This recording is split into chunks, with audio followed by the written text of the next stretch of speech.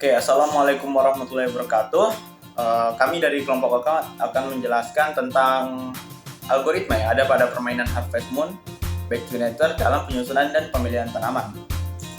Oke, pertama-tama saya akan memperkenalkan tentang apa itu Harvest Moon dan permainan Harvest Moon itu sendiri. Permainan Harvest Moon adalah sebuah permainan yang dirilis oleh perusahaan Jepang bernama Natsume.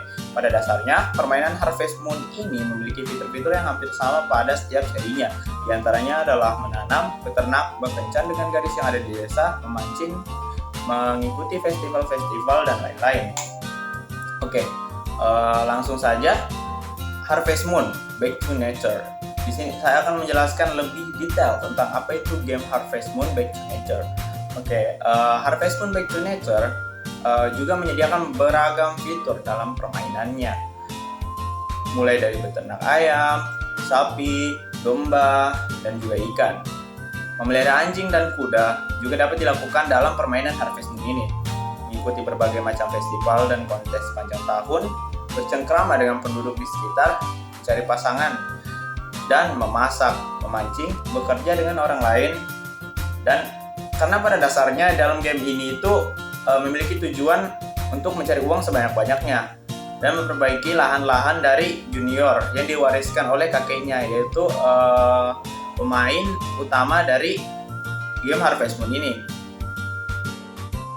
Baiklah, pada kesempatan kali ini saya akan menjelaskan sumber penghasil utama pada permainan Harvest Moon Back to Nature. Nah, yang pertama itu ada berkebun.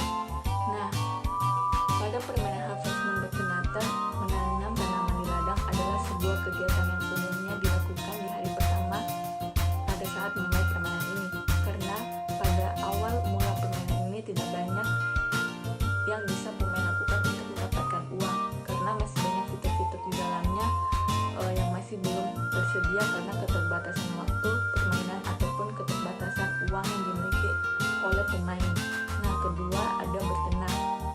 Bertenang di permainan Harvest Moon Back to Nature sangat menguntungkan, meskipun untung yang didapatkan tidak datang secara langsung, karena pemain harus menunggu ternaknya untuk bertumbuh dan berkembang biak hingga besar. Nah, kemudian saya akan menjelaskan algoritma grading. Nah, kita tahu bersama bahwa algoritma grading adalah sebuah algoritma pada bidang teknik komputasi dan merupakan algoritma yang paling banyak digunakan orang-orang untuk memecahkan masalah dalam masalah pengoptimasian. Nah, algoritma grading ini membentuk masalah secara langsung, langkah per langkah dari setiap pilihan tersebut akan diambil nilai maksimum lokal ataupun minimum lokalnya. Selain itu, algoritma grading ini adalah algoritma yang bekerja secara lempeng. Nah, algoritma grading ini terdiri dari elemen-elemen yang didefinisikan sebagai berikut. Yang pertama itu ada himpunan kandidat, yang kedua adalah himpunan solusi, yang ketiga adalah fungsi seleksi, yang keempat adalah fungsi kelayakan, dan yang terakhir adalah fungsi objektif. Oke, selanjutnya aplikasi algoritma grading. Algoritma grading dalam penyusunan tanaman. Menyusun tanaman adalah hal yang sangat penting dan mendasar dalam bercocok tanam pada permainan Harvest Moon Back to Nature. Dikarenakan penyusunan ini akan pemain lakukan di sepanjang permainan, jika pemain selalu ingin mendapatkan keuntungan yang maksimal di setiap musimnya. Setiap kantong bibit yang dibeli junior di supermarket kota berisi 9 bibit yang tersebar berbentuk bujur sangkar 3x3. Untuk lebih jelasnya bisa dilihat di ilustrasi di bawah ini. Dengan kotak yang memiliki border adalah lahan yang sudah dicangkul, dan X adalah posisi tempat junior berdiri dan menyebar bibit. Akan tetapi masalah yang terjadi di sini yaitu pada awal permainan junior tidak dapat menyiram petak yang ada di tengah karena watering can yang dia miliki masih berada pada level rendah. Untuk algoritma grading terdiri dari elemen-elemen yang didefinisikan sebagai berikut. Himpunan kandidat, himpunan semua kombinasi petak yang dapat dicangkul dari 3x3 petak tersebut. Dan untuk himpunan solusi, himpunan semua kombinasi petak yang dapat dicangkul dari 3x3 petak tersebut sedemikian rupa dengan syarat setiap petak di petak tersebut yang ditaburi bibit memiliki petak sebelah yang kosong sehingga junior dapat menjangkaunya. Selanjutnya fungsi seleksi. Fungsi seleksi ini merupakan fungsi yang mengambil kombinasi sebuah petak-petak sedemikian rupa sehingga junior dapat menjangkau semua bibit yang ditanam sebelumnya. Nah, lalu selanjutnya fungsi kelayakan. Nah, fungsi kelayakan ini merupakan fungsi yang membuang kemungkinan dari kombinasi yang memiliki petak yang tidak terjangkau oleh junior. Nah, untuk fungsi objektif ini merupakan jumlah petak yang terisi bibit-bibit terbanyak.